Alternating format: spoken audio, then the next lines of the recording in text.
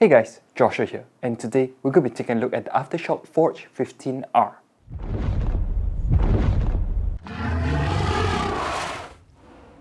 The Aftershock Forge 15R is the first laptop that I am actually checking out that has an actual desktop CPU inside it. To be specific, an AMD Ryzen 5 3600 able to go to 4.2 GHz with 6 cores and 12 threads, and is actually self-upgradable.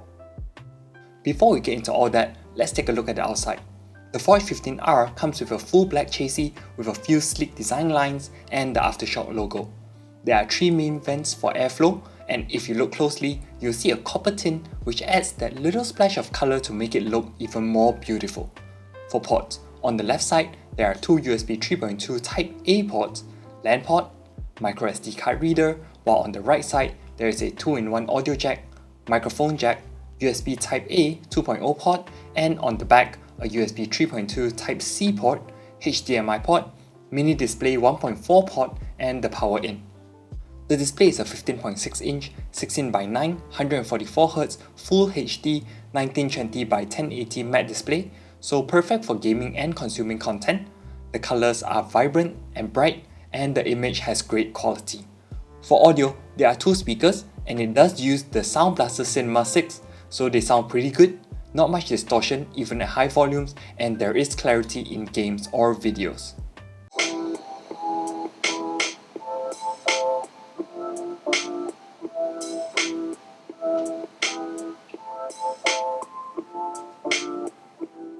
Now, the keyboard is a new model and is a tactile hybrid keyboard with per key RGB, and it is a full keyboard with numerical keypad, and it is comfortable to game and type on.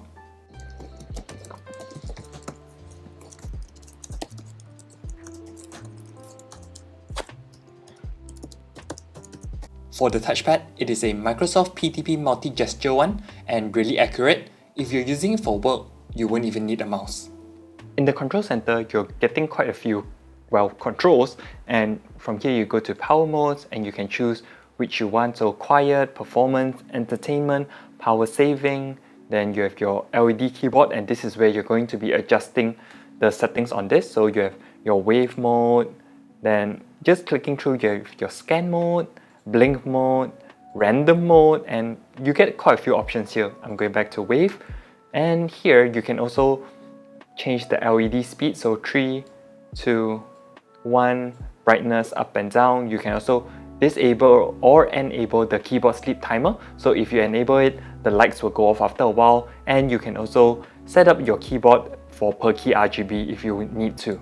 So keyboard, then you can just click say I, put it to blue, F, put it to red, and so on and so forth. Going to Flexi Key, so you just click it and it will just launch the Flexi Key program, and from here you can set up your keyboard macro, mouse macro, and for statistics in an app. So say you start pressing record and you press a few keys.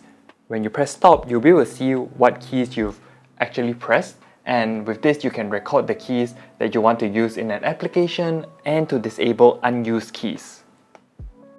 Moving on to fan speed control. So from here, you can either go with the automatic function. If you press maximum, it will just straight away push your fans all the way to the max RPMs and the max speed, or you can go to custom, and from here, you can set your fan speed percentage according to your temperature. And that's about it for the control center. Moving on to the insides, the unit I have here, as I mentioned at the start, has a AMD Ryzen 5 3600 desktop CPU, NVIDIA GeForce RTX 2060, and this is a new 115W superior performance version, 16GB of RAM, and a 512GB M.2 NVMe Samsung SSD, and this has Wi-Fi 6 built-in, which is amazing if you have a Wi-Fi router.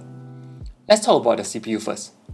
First off, the score in Cinebench is 3689, and comparing this to any other laptop CPU such as the AMD Ryzen 5 4600H, Intel's i7 10750H, and you can see the scores trumps either of these laptop scores by a fair margin.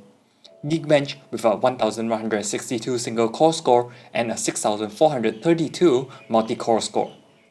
Blender score and all of the timings are here. PCMark 10, overall score of 5796, Essentials at 8726, productivity at 7,299, and digital content creation at 8,297. Times by, the score is 6,648 with the graphics score at 6,664, CPU score at 6,561. Times by Extreme 4K, overall score 3,088, graphics score at 3,074, and CPU score at 3,170.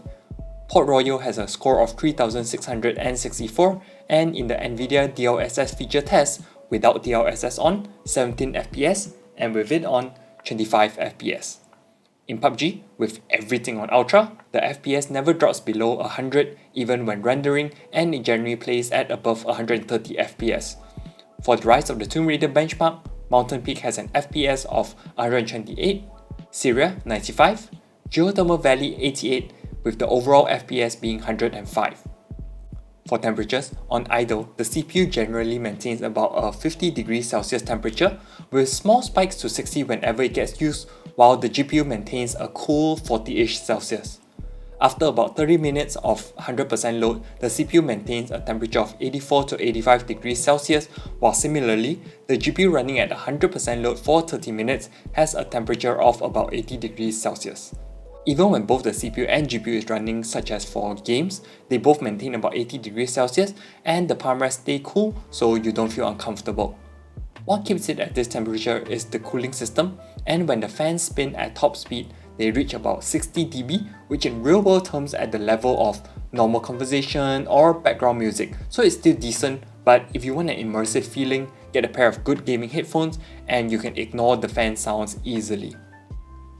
The Forge 15R is running with an AMD B450 chipset, so what this means is that you can actually upgrade the chip yourself with any chip that is compatible, so even all the way up to a 3950X, and from this you can definitely tell why the laptop has to be a bit thicker and the cooling system a little bit more aggressive, because usually even a low profile heatsink that's generally about this thick is thicker than this entire laptop. So I am actually impressed that it's able to cool a desktop chip but in a laptop form factor.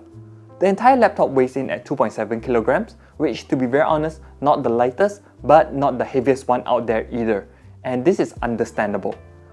It is definitely a beast, especially if you're a content creator that needs a lot of CPU power. This is definitely the way to go because the desktop CPU just outperforms any laptop CPU, which is great if you're doing render work, video editing, even game streaming. The extra power goes a long way. The configuration I have here costs 1935 SGD, so it is value for money as this can potentially be a desktop replacement, and I'll be doing a follow-up video on this once I get a higher end chip to see how easy or hard it is to replace the chip in this laptop along with the performance, so stay tuned for that. Remember, like and subscribe for more tech and gaming videos, hit the notification bell to get notified when new videos come up, and I'll catch you in the next one. Ciao!